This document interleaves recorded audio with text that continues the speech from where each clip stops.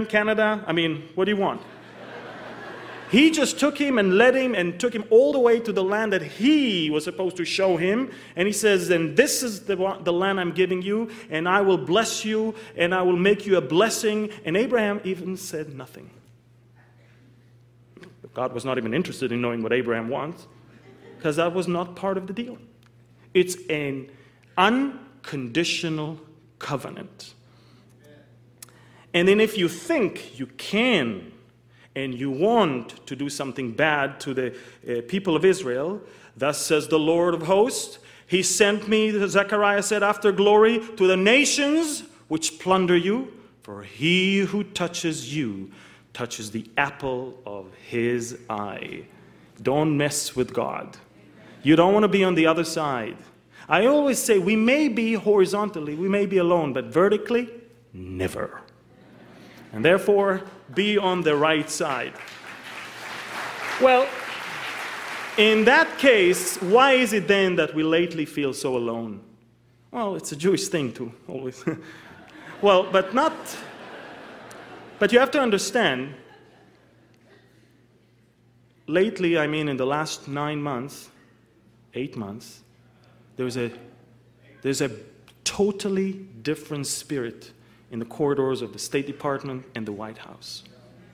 Ladies and gentlemen, I want to tell you, I'm not offended by the American pressure to stop expansion of settlements, although I don't see the logic behind telling people, don't bring children to the world, because if you bring some, we're not allowing you to build a house for them. Or I'm not really offended by the fact that a nation is telling another nation what to do in its own capital. I'm not really offended by that. What General Boykin was just laying down this evening is the heritage of America based on those Judeo-Christian principles. And for the Jewish people, as much as we want America not to pressure us and not to be tough with us, we were always leaning on the fact that America down the road always remembers that it's the Judeo-Christian values that it was founded upon and nothing else. And it's interesting because it was June of this year, and I was watching the TV, and I watched President Barack Obama giving his speech in Cairo in the Islamic University in front of a very big crowd of Muslim leaders. And something that he said there caught my attention. Let me quote for you. I want to be in that day, or to see that day, when the holy land of the three great faiths is the place of peace and that God intended it to be, when Jerusalem is a secure and lasting home for Jews and Christians and Muslims, and a place for all the children of Abraham to mingle peacefully together, as in the story of Isra, when Moses, Jesus, and Muhammad, peace be upon them, joined in prayer. The U.S. president is standing in front of a Muslim crowd, quoting the Islam, suggesting that Moses, Muhammad, and Jesus held hands and prayed together. Now, let me explain to you the story of Isra, as that's not Israel. Isra is the night journey of Muhammad. And if you Google the story of Isra, there's something actually quite humorous about it, because Muhammad was flying his flying horse all the way to Allah, and Allah said, you must pray 50 times. Muhammad was a little bummed. He'd go down, he'd meet Moses, and Moses said, hey, don't worry, go and convince him, he'll go down to 5. Muhammad goes up, and Allah agreed for 5. That was the first Jewish advice of to a Muslim. And I want to tell you something. Sometimes I wish they prayed 50 times, then there's no time for terrorism. Now watch this. What I do want you to know is that the actual thought that Muhammad, Jesus, and Moses, first of all, they never lived in the same time period to begin with, but even if they did, what we see here is an attempt to say they're the same. They are the same.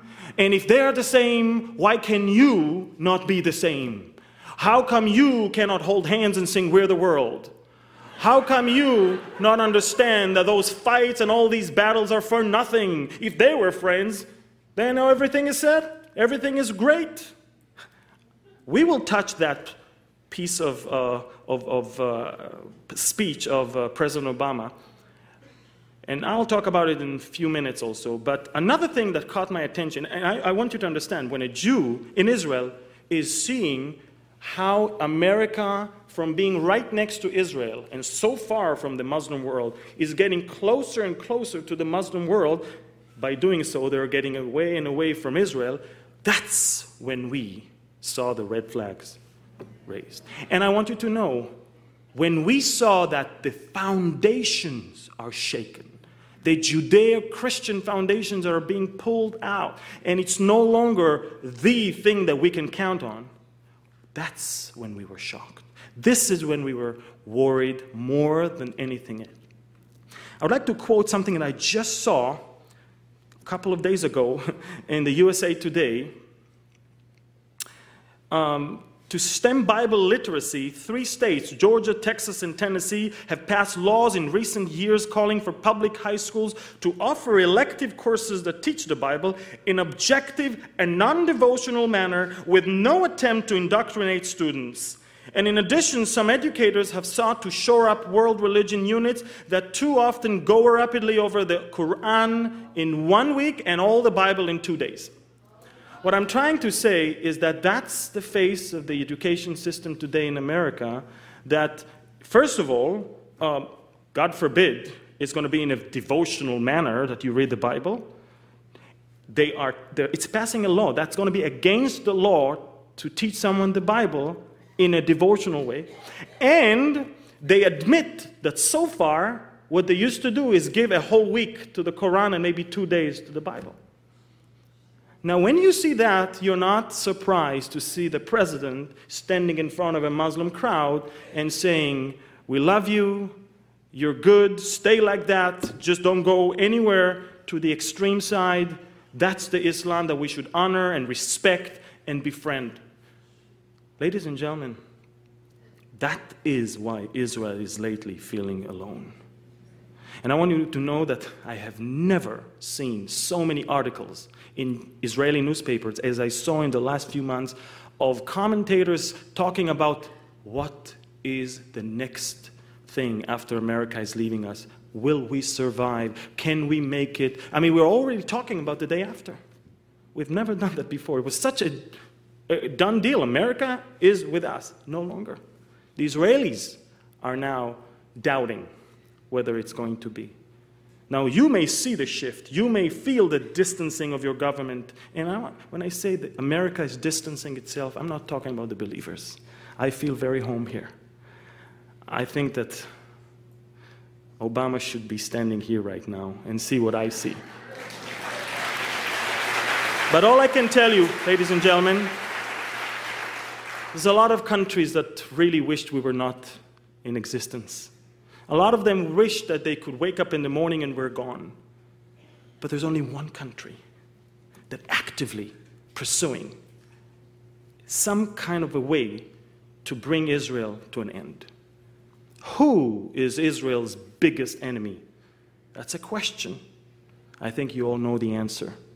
As of today, it is definitely Iran. Isn't that interesting? Iran was the best friend of Israel until 1979. We used to have almost weekly flights from Tel Aviv to Tehran. We sold a lot of stuff to the Iranian people. The Iranian Shah was a great friend of the leaders of Israel. But the Iranians chose someone else, and in 1979 they brought upon themselves probably the biggest disaster, and they're trying to get rid of it right now with no success. And I want you to know that when I speak about Iran, I make a clear distinction between the leadership of the country and a lot of them, of the people, that do not want that leadership. And I want you to know that Iran is obsessed with the thought of annihilation of Israel. You know, it's a country that maybe it's a country that makes a lot of money from exporting oil, but they're so primitive that they don't have oil refineries, and they're totally depending on the world to sell them gas for their gas station. In other words, they export oil, but they are left with no gasoline in their gas stations. Now do you understand those people in the street protesting? Where is all